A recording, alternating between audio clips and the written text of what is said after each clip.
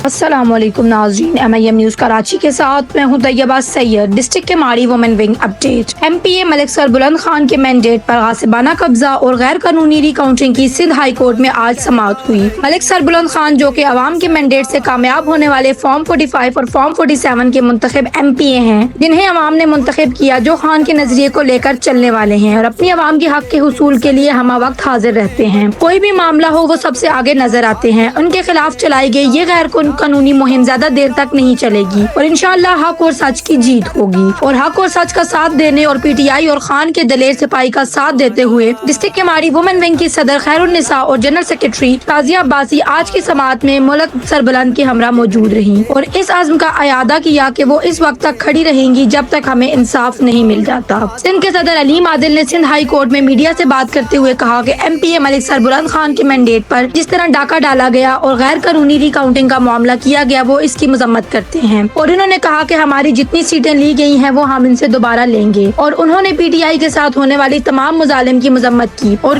उन्होंने कहा कि अदालती हुक्म के बावजूद डिप्टी कमिश्नर ईस्ट की कराची जलसे की इजाजत न देना सरासर ज्यादती है। इंशाअल्लाह हम खान को रिहा करवाने के और फॉर्म 45 का मैंडेट और छीनी गई तमाम सीटें वापस लेकर रहेंगे इंशाअल्लाह। इमरान खान जिंदाबाद। ताजिया अब्बासी, जनरल सेक्रेटरी, डिस्ट्रिक्ट के माड़ी।